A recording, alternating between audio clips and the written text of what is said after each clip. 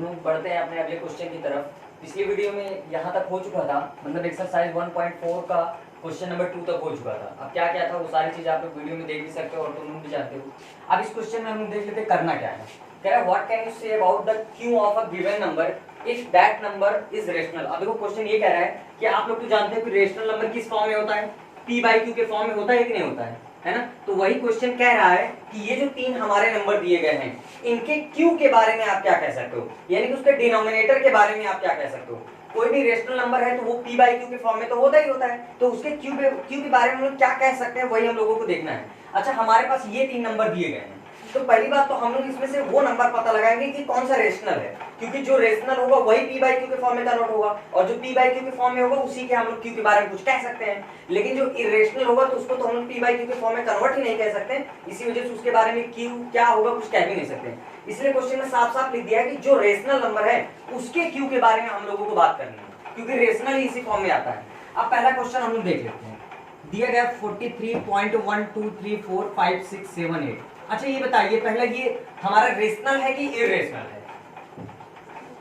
ये rational number है, क्यों? क्योंकि टर्मिनेटिंग डेसिमल गया है। मैं फिर से एक बार बता देता हूं, अगर टर्मिनेटिंग डेसिमल का नंबर है तो वो हमारा क्या होगा, रेशनल होगा। साथ में नॉन टर्मिनेटिंग डेसिमल का भी जो नंबर होता है वो भी रेशनल होता है, लेकिन साथ में इरेशनल भी हो सकता है। नॉन टर्मिनेटिंग डेसिमल नंबर जैसे मान लीजिए एक नंबर है 1.12 12 12 एंड सो ऑन, तो ये कैसा नंबर है, नॉन टर्मिनेटिंग है, लेकिन रिपीटिशन इसमें फिक्स है, यानी कि रिकवरिंग रहती है, यानी कि रेशनल में आ जाएगा। अभी इसी की जगह पर मैं एक ऐसा नॉन टर्मिनेटिंग नंबर लेता जिसमें रिपीटिशन कुछ इस प्रकार का होता, तो ये नॉन रिकवरिंग हो गया, इसका मतलब ये हमारा इरेशनल कैटेगरी में आ गया। तो यानी कि कहने का मतलब ये है नॉन टर्मिनेटिंग डेसिमल के नंबर रेशनल भी हो सकते हैं, इरेशनल भी हो सकते हैं। अंतर कितने का होता है, सिर्फ इतने का। लेकिन अगर टर्मिनेटिंग डेसिमल का नंबर है तो कंफर्म हमारा रेशनल होगा। तो ये हमारा कैसा डेसिमल है, टर्मिनेटिंग डेसिमल है, क्योंकि कुछ दूर आकर के रुक चुका है। इसके आगे डैश डैश डैश तो नहीं लगा ना, अगर डैश डैश लगा तो इसका मतलब जा रहा है, तब वो नॉन टर्मिनेटिव होता, तब उसके बाद देखते कि रेशनल भी हो सकता है कि नहीं। तो हम देख लेते हैं ये रेशनल है। अब रेशनल है तो ये पी बाई क्यू के फॉर्म में आ सकता है, और पी बाई क्यू के फॉर्म में आएगा तो इसका क्यू क्या हो सकता है या कैसे होगा ये हम लोग देखेंगे, बात करेंगे, देखते हैं क्या होता है।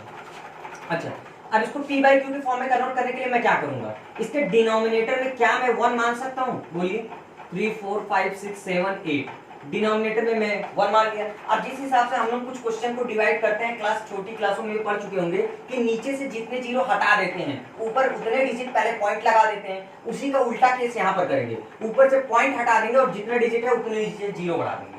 तो वही काम मैं करने वाला हूँ, ऊपर से मैं पॉइंट हटा दिया तो कितना बन जाएगा 4 3 1 2 3 4 5 6 7 8, और अपॉन में कितना आ जाएगा 1, कितने डिजिट थे पॉइंट के बाद 1 2 3 4 5 6 7 8 8 डिजिट थे, तो 1 2 3 4 5 6 7 8, ये हमारा रेशनल नंबर में कन्वर्ट हो चुका है। अब इसको थोड़ा सा हम लोग डिवाइड कर ले रहे हैं, क्योंकि डिवाइड भी तो होगा, 2 से इसको मैं डिवाइड कर रहा हूँ, 2 से इसको मैं डिवाइड कर रहा हूँ, तो 2 2 जा 4 2 1 जा 2 2 5 जा 10 2 6 जा 12 2 1 जा 2 7 जा 14 2 2 जा 4 2 8 जा 16 2 8 जा 16 2 9 जा 18, अपॉन में 5 और 1 2 3 4 5 6 7, क्लियर है। 2 से केवल मैंने ऊपर नीचे नंबर को डिवाइड किया, क्यों डिवाइड हो रहा था। अब ये हमारा कंप्लीट रेशनल फॉर्म में आ गया है, जो कि किस फॉर्म में है, पी बाई क्यू के फॉर्म में, और यही इसकी निशानी होती है कि ये रेशनल नंबर होगा। अब इसका डिनोमिनेटर क्यू, मतलब हम लोगों को क्यू के बारे में चर्चा करनी है, यानी इसका डिनोमिनेटर के बारे में चर्चा करनी है। अब इसके डिनोमिनेटर में क्या रिजल्ट निकल के आएगा, मतलब इसका क्यू के बारे में हम लोग क्या कह सकते हैं ये समझिएगा आपको। ये कैसा नंबर है, टर्मिनेटिंग डेसिमल है कि नहीं। तो हम लोग इससे पहला वाला इसी एक्सरसाइज का जो पहला क्वेश्चन गया था उसमें हम लोग जो भी नंबर हमारे टर्मिनेटिंग डेसिमल होते थे तो उसके डिनोमिनेटर का फॉर्म कैसा होता था, वो या तो 2 का पावर n के फॉर्म में होता था, या तो 5 पावर n के फॉर्म में होता था, या फिर 2 की पावर n into 5 के पावर n के फॉर्म में होता था कि नहीं होता था। तो यहाँ पर ये टर्मिनेटिंग डेसिमल है, तो यानी कि गारंटीड है कि इसका डिनोमिनेटर किस फॉर्म में आएगा, इस फॉर्म में आएगा। तो वही चीज जो हम लोग अप्लाई करते हुए हैं उस चीज को साबित करना है। तो सिंपली हम लोग इसके डिनोमिनेटर का क्या कर देंगे, प्राइम फैक्टराइजेशन, और उसको हम लोग सीधे सीधे इस फॉर्म में दिखा देंगे। और इस फॉर्म में क्यों आएगा, क्योंकि हमारा टर्मिनेटिंग डेसिमल है ना, और ये टर्मिनेटिंग डेसिमल की निशानी भी होती है। तो हम लोग फैक्टराइजेशन करते हैं, प्राइम फैक्टराइजेशन डिनोमिनेटर का। तो 5 0 0 0 यहाँ ना करके यहाँ कर लो, 1 2 3 4 5 6 7, 2 से डिवाइड करूँ मैं, 2 से डिवाइड किया, ये 50 डिवाइड होकर के 2 5 बन गया, 1 2 3 4 5 6, फिर 2 से मैं डिवाइड किया, 2 1 जा 2 2 2 जा 4 2 5 जा 10, 1 2 3 4 5, फिर उसके बाद 2 से डिवाइड किया, 2 6 जा 12 2 2 जा 4 2 5 जा 10 1 2 3 4, फिर 2 से 2 3 जा 6, 2 1 जा 2, 2 2 जा 4, 2 5 जा 10, 1 2 3। फिर 2 से डिवाइड करूंगा, 2 1 जा 2, 2 5 जा 10, 2 6 जा 12, 2 2 जा 4, 2 5 जा 10, 0 0। 2 7 जा 14, 2 8 जा 16, 2 1 जा 2, 2 जा 4, 2 5 जा 10, 0 2, 2 3 जा 6, 2 9 जा 18। हाँ अब एक चीज बताना, यहाँ पर देखना 2 3 जा 6 बचा, यहाँ पर कितना 1 कैरी आया, वो 18 बन गया, 2 9 जा 18। अब अगला नंबर क्या बच रहा है हमारा 1, क्या वो 2 से डिवाइड हो सकता है? नहीं, तो उसके लिए एक आगे वाले नंबर को बुलाना होगा, तब तो कंप्लीट 12 बनेगा, तो उसके लिए 0 बनाना होगा। और फाइनली क्या बन जाएगा 2 6 जा 12 और ये 50 कितना बन जाएगा 2 5। बात समझ में आई? अब ये किससे डिवाइड होगा? अभी 5 से डिवाइड होगा, 3 से भी नहीं डिवाइड होगा। 5 से डिवाइड कर लेते हैं, तो 5 से 1 जा 35 बचा कितना 4, 5 8 जा 40 और यहाँ पर कितना आ जाएगा 1 2 5।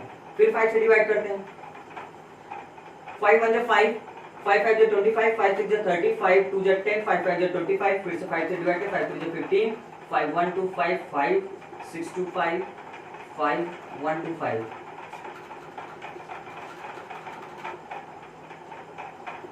ठीक, तो इसका फैक्टराइजेशन हो गया। तो इसका फैक्टराइजेशन किस फॉर्म में है? 2 1 5 6 1 7 2 8 8 9 अपॉन में।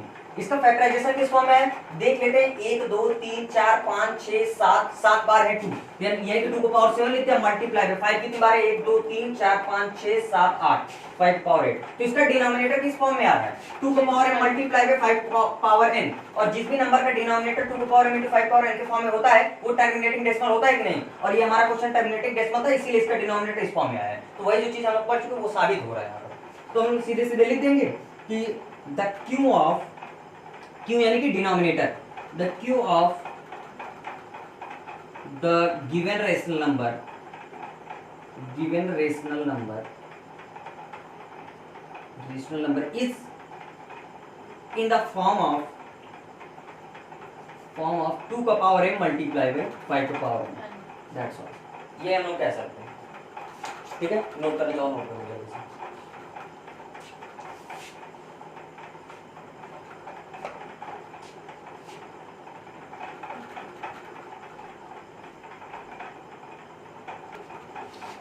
तो सेकंड क्वेश्चन की तरफ बढ़ते हैं हम लोग। सेकंड क्वेश्चन हमारा 0.1201200120001 एंड सो ऑन।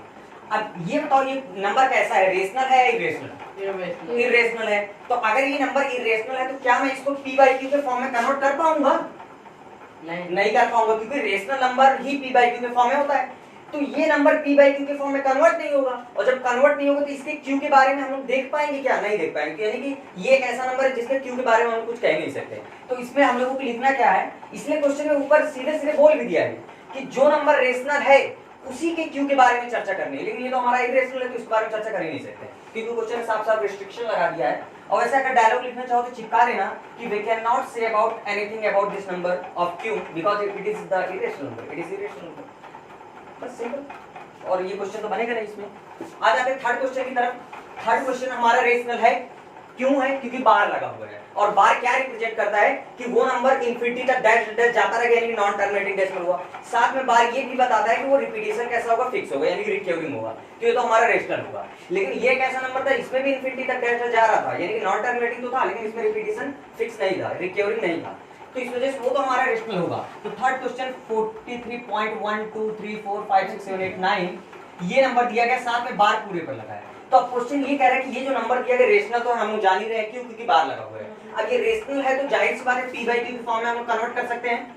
तो p बाई क्यू के फॉर्म में यानी कि आ सकता है या रहा होगा, तो उसके क्यू क्या रहा होगा वही हम लोगों को साबित करना है। तो अब ये बताइए, अच्छा एक चीज तो जानते हो ना कि टर्मिनेटिंग डेसिमल होता है तो उसका डिनोमिनेटर 2 का पावर m मल्टीप्लाई 5 का पावर n के फॉर्म में आता है। लेकिन अगर नॉन टर्मिनेटिंग नंबर होगा हमारा तो उसका डिनोमिनेटर इसके इस फॉर्म में तो हो सकता है आ जाए, लेकिन साथ में कुछ और चीज मल्टीप्लाई में आ जाएगी। हो सकता है 3 आ जाए, 7 आ जाए। बात समझ में आ रही है ना? तो ये हमारा कैसा नंबर है, नॉन टर्मिनेटिंग है कि नहीं? क्यों? क्योंकि बार लगा हुआ, इसका मतलब डैश डैश जाता चला जाएगा, तो नॉन टर्मिनेटिंग है। और नॉन टर्मिनेटिंग है तो जो इसका डिनोमिनेटर होगा उसका डिनोमिनेटर हम लोग फैक्टराइज करके देखेंगे तो ये कुछ और नंबर इसमें इंक्लूड होकर के आ जाएगा, मतलब 2 का power m multiply 5 power n के फॉर्म में नहीं आएगा। क्यों? क्योंकि नॉन टर्मिनेटिंग है। अगर इस फॉर्म में आ जाता तो टर्मिनेटिंग के केस में चला जाता, और ये टर्मिनेटिंग नंबर है तो इसका डिनोमिनेटर क्या आएगा वो तो अभी से हम लोग फील कर पा रहे हैं। लेकिन पहले हम लोग इसका क्या देखेंगे, क्यू देखेंगे। तो अब इसका क्यू पता करने के लिए बहुत तामझाम करना पड़ेगा। अब ये क्वेश्चन क्लास 9 का बेसिक बन गया है। क्लास 9 में कुछ क्वेश्चन ऐसे आते हैं, क्लास 9 में बढ़िया बकायदे रेशनल और इरेशनल से रिलेटेड एक चैप्टर भी दिया गया है। क्लास 9 का एक क्वेश्चन है, जैसे मैं लिखता हूं, सपोज करिए एक नंबर दिया गया 1.12 बार। अब ये कैसा है, रेशनल तो है क्योंकि बार लगा हुआ है, तो रेशनल है तो पी बाई क्यू के फॉर्म में कन्वर्ट किया जा सकता है। तो कैसे कन्वर्ट करेंगे वही चीज हम लोगों को सीखना है, और ये चीज बकायदे आप लोगों को क्लास 9 में सिखाई जा चुकी होगी, लेकिन जो लोग नहीं सीखे हैं वो यहाँ पर देख सकते हैं। तो सबसे पहले हम इस नंबर को किसके बराबर मान ले रहे हैं, एक्स के बराबर मान ले रहे हैं। वैसे होता क्या है कि पॉइंट के बाद जो डैश डैश इनफाइनाइट तक ढेर सारे नंबर गए हैं, अब उनको सॉल्व करने में बहुत दिक्कत होती है। भाई पॉइंट के बाद ढेर सारे नंबर हैं, तो हम लोगों की कोशिश यही होगी कि इस पूरे के पूरे नंबर को इस तरह से बना दो कि पॉइंट के बाद के जितने भी नंबर है सब क्या हो जाए, गायब हो जाए। और गायब कैसे होंगी, जब चीजों को घटाई जाती है, और घटाई हुई चीजें कब गायब होती है, जब दोनों बराबर हो। जैसे 5 में से 5 गया, कितना बचेगा, 0, तो गायब कर सकते हैं। तो फाइनली मैं इसको लिख के आ सकता हूँ कि x = 1.12 12 12 12 एंड सो ऑन, 1000 बार करो बराबर दैट इज इंफिनिटी। अब हम लोगों को दूसरा एक नंबर ऐसा और जनरेट करना है कि उसमें भी पॉइंट के बाद क्या स्टार्ट हो, 1 2 1 2 1 2, और इसी की मदद से अब इसमें तो पॉइंट के बाद 1 2 स्टार्ट की हुआ है, दूसरा नंबर एक और जनरेट करेंगे जिसमें फिर से पॉइंट के बाद 1 2 1 2 स्टार्ट हो। तो होगा क्या कि पॉइंट के बाद सारे नंबर सेम हो जाएंगे, और माइनस कर देंगे तो पॉइंट के बाद के सारे नंबर 0 हो जाएंगे, तो हमारा काम आसान हो जाएगा, और यही हम लोग चाहते हैं। तो उसके लिए हमें करना क्या होगा, इसमें अगर मैं 10 का मल्टीप्लाई करूंगा तो ये पॉइंट कहां खिसक के आएगा, 10 में कितने 0 होते हैं, 1 0, तो पॉइंट एक डिजिट आगे खिसक के जाएगा, तब पॉइंट हमारा यहाँ पर आ जाएगा। तो स्टार्टिंग कहां से होने लगेगी, 2 से, लेकिन इस वाली कंडीशन में पॉइंट के बाद क्या स्टार्ट हो रहा है, 1, तो हमारा वो मेंटेन नहीं करेगा। तो हम लोग इसमें 100 का मल्टीप्लाई कर दे रहे, क्यों, ताकि ये पॉइंट कहां पर चला है, फिर से यहाँ पर, फिर उसके बाद 1 2 1 2 1 2 आने लगेगा कि नहीं लगेगा, तो इसलिए हम 100 का मल्टीप्लाई करेंगे। कभी कभी कुछ क्वेश्चन ऐसे भी होते हैं जिसमें 2 बार मल्टीप्लाई करना पड़ता है, एक बार 10 का, एक बार 100 का, फिर हो सकता है 1000 का भी करना पड़ेगा। तो इसमें हम सीधे मल्टीप्लाई बाय कितना, 100 कर दे रहे हैं। तो जब मैं 100 का मल्टीप्लाई करूं तो दोनों साइड करना होगा, बैलेंसिंग के लिए मैक्स बोलता है। तो इधर x में मल्टीप्लाई किया मैं 100x आ गया, और इधर 100 का मल्टीप्लाई करूं तो कितने 0 हैं, 2, तो ये पॉइंट कितना डिजिट आके जाएगा, 2, तो ये फाइनली क्या बन जाएगा, 1.2.12 1 2 1 2 एंड सो, चाहे जितनी बार लिखे, अब जरूरी इधर तो 3 बार लिखा है, पॉइंट इधर आ गया तो कितनी बार बचेगा, इतनी बार, लेकिन हम लोग लिख चाहे जितनी बार सकते हैं क्योंकि डेटा इनफिनिटी बार है। अब हम लोग करेंगे क्या, इसे फर्स्ट मान लिया, इसे सेकंड मान लिया, अब हम लोग यहाँ पर सेकंड में से फर्स्ट को माइनस कर देंगे। आप चाहो तो फर्स्ट में से सेकंड को माइनस कर सकते हो, तो सेकंड में से फर्स्ट को माइनस कर रहा हूं, तो 100x में से 1x गया, कितना x बचा, 99x बचा। सिंपल आप लोग जानते हैं, जैसे 100 चौक में से 1 चौक गया, तो यहाँ पर 99x बच गया। उधर क्या बचेगा, पॉइंट के उधर वाला पॉइंट के उधर वाले से घटेगा, पॉइंट के इधर वाले से घटेगा, तो उधर तो पॉइंट के उधर सारा नंबर क्या है, सेम, इधर भी पॉइंट के उधर वाला सारा नंबर क्या है, सेम, तो यानी पॉइंट उधर क्या बन जाएगा, 0 0 0 माइनस करने के बाद एंड सो ऑन, और इधर क्या बच जाएगा, 112 में से 1 जाएगा, कितना बचेगा, 111, और इधर पॉइंट के बाद 0 0 0 की कोई वैल्यू नहीं होती है। तो हम क्या लिख सकते हैं, बाकी वैल्यू बहुत होती है, सिग्निफिकेंट नंबर जब पढ़ने लगोगे आप लोग तो इस पॉइंट के बाद की 0 की भी मान्यता होती है।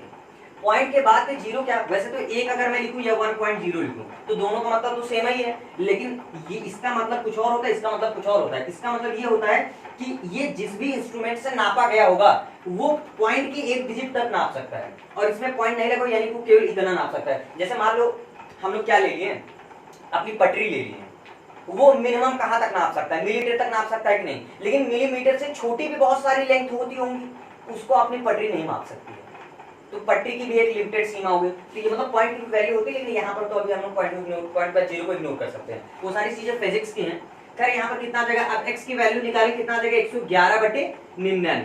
क्या ये डिवाइड हो सकता है, अब नहीं डिवाइड होगा, 11 से नहीं डिवाइड होगा, जो देख रहा है कि ऊपर 11 इधर कटेगा नहीं, अभी इतना फाइनली आ गया, तो यानी कि हमारा ये रेशनल नंबर में कन्वर्ट हो गया, यानी कि ये रेशनल है, p बाई क्यू के फॉर्म में आ गया। उसी प्रकार से इसको हम लोग p by Q form convert करेंगे। तो पहले इस नंबर को हम लोग किसके बराबर माने ले रहे हैं, x के बराबर, तो क्या हो जाएगा 43.1234567 9, फिर उसके बाद रिपीट यही होगा, तो 1234567 9 एंड सो ऑन, दोबारा है ना, अब हम लोग करना क्या होगा, एक और नंबर जनरेट करना होगा, और ऐसा नंबर जनरेट करना होगा कि उसमें भी पॉइंट के बाद क्या स्टार्ट हो, 1 2 3 4 5 6 7 8 9 ऐसा स्टार्ट होना चाहिए। तो उसके लिए जरा देखो, अगर मैं 10 का मल्टीप्लाई करूंगा तो फिर पॉइंट बाद 2 स्टार्ट होने लगेगा, 100 का मल्टीप्लाई करूंगा तो 3 स्टार्ट होने लगेगा, अगर मैं सीधे 1 के साथ 8 0 लगा करके स्टार्ट कर दूं तो पॉइंट के बाद 1 स्टार्ट होने लगेगा, 8 9 जितने भी होंगे, बात समझ में आ गई। तो इस हिसाब से हम मल्टीप्लाई करेंगे, तो इसमें कितने का मल्टीप्लाई करना होगा, पॉइंट को देख लेते हैं कितने डिजिट के आगे रखना है, तो 1 2 3 4 5 6 7 8 9, यानी कि 9 डिजिट के आगे शिफ्ट करना है, तो इसका 9 0 के साथ मल्टीप्लाई करना होगा, यानी कि इसमें हम लोगों को 1 और 9 0 यानी 100 करोड़ का मल्टीप्लाई करना होगा। बात समझ में आई, तो हम उसका मल्टीप्लाई कर देते 100 करोड़ का, कितना हो जाएगा, 100 करोड़ रुपए। तो 1 2 3 4 5 6 7 8 9, ठीक। साथ में x इज इक्वल टू, अब इधर जब इसी 100 करोड़ का इधर मल्टीप्लाई किया तो इधर भी मल्टीप्लाई करना पड़ेगा, और इधर जब 100 करोड़ को मल्टीप्लाई कर देंगे तो जीरो के अकॉर्डिंग ये पॉइंट इधर शिफ्ट हो जाएगा। तो इससे मैं क्या लिख सकता हूँ 43 1 2 3 4 5 6 7 8 9.1 2 3 4 5 6 7 8 9, बोलो बोलो एंड सो ऑन, होगा कि नहीं होगा, ठीक। अब इन दोनों इक्वेशन को मैं माइनस कर दूं, ये सेकंड होगी हमारा फर्स्ट हो गया, तो second from second minus first, तो इधर 100 करोड़ x में से एक x निकाल दोगे कितना बचेगा, जैसे 100 x में से एक x निकल गया तो 99 x बचा, वैसे 100 करोड़ में से एक x घटाओगे तो कितना x बचेगा, 99 करोड़ 99 लाख 99,999, है ना, कितना 100 करोड़ था, है ना, तो कितना बचेगा 99 करोड़ 99,000, ओ सॉरी 99 लाख 99,999, 1 2 3 4 5 6 7 8 9, ठीक। बात सही एकदम क्लियर है, उसमें 10 थे इसमें 9, उसमें 10 डिजिट थे इसमें 9 हो जाएंगे एक कम होने पर। अरे भाई 100 में 3 डिजिट होता है कि नहीं, एक कम कर दोगे तो 99 2 डिजिट बनेगा, तो उसी के बारे में समझ लेना। अच्छा इधर माइनस करें तो पॉइंट के उधर वाला पॉइंट उधर वाइस माइनस होगा। अब जरा ये बता पॉइंट के इधर वाला 1 2 3 4 5 6 7 8 9 है, इसी तरह आगे भी 1 2 3 4 5 6 7 8 9 होगा,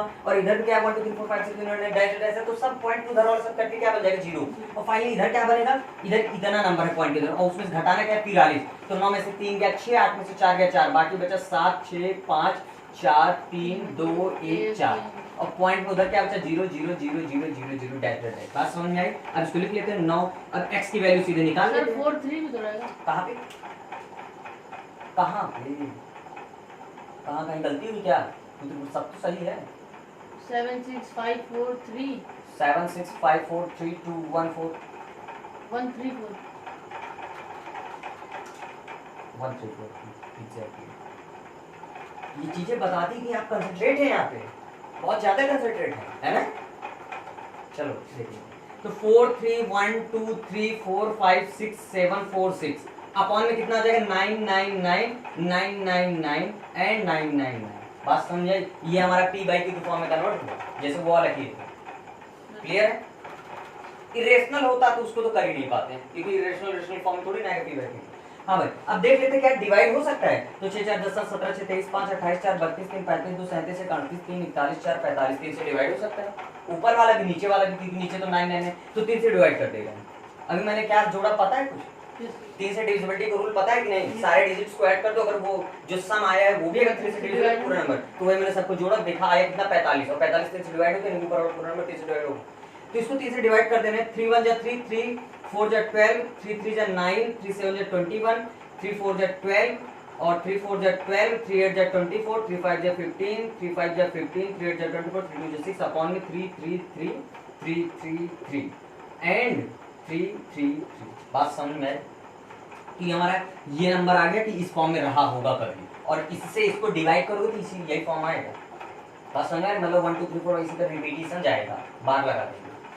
अब हम क्या कह सकते हैं इसके डिनोमिनेटर का, तो डिनोमिनेटर का क्या करना पड़ेगा फैक्टराइजेशन, और इसका फैक्टराइजेशन करोगे तो क्या हो सकता है, तो सिंपली पता है इसका फैक्टराइजेशन डिनोमिनेटर पे क्या होगा 3 मल्टीप्लाई बाय 1 1 1 1 1 1 1 1 1, ये आएगा डिनोमिनेटर का फैक्टराइजेशन। इसके अलावा नहीं टूट सकता है। ये बताओ, ये और तो टूट नहीं पाएगा भाई, इन दोनों को मल्टीप्लाई करोगे तो यही आएगा। बात समझ में आ रही नहीं, लेकिन इसको क्या और तोड़ सकते हैं, नहीं तोड़ सकते हैं। जैसे मान लो 11 है, 11 क्या किसी नंबर से डिवाइड होगा, खुद से हटा दो, क्या 111 ले लो किसी से डिवाइड होगा, क्या उसी तरह 11 से 11 भी नहीं डिवाइड होगा, फिर चाहे 1,11,111 ले लो या समथिंग दैट। बात समझ, तो 1 1 का कॉम्बिनेशन तो डिवाइड नहीं होगा, तो फाइनली डिनोमिनेटर का फैक्टराइजेशन किस फॉर्म में आ जाएगा, इस फॉर्म में। तो हम सीधे सीधे लिख देंगे कि denominator is not in the form of किसके 2 का power m multiply by 5 power n। क्यों? क्योंकि अगर इसके फॉर्म में होता तो ये हमारा टर्मिनेटिंग डेसिमल होता, बार ना लगा होता, लेकिन ये हमारा नॉन टर्मिनेटिंग डेसिमल, इसीलिए डिनोमिनेटर इस फॉर्म में आया ही नहीं। क्लियर है? बस सिंपली, अब आगे डायरेक्ट लिखने की जरूरत नहीं, आप लोग समझ सकते हो।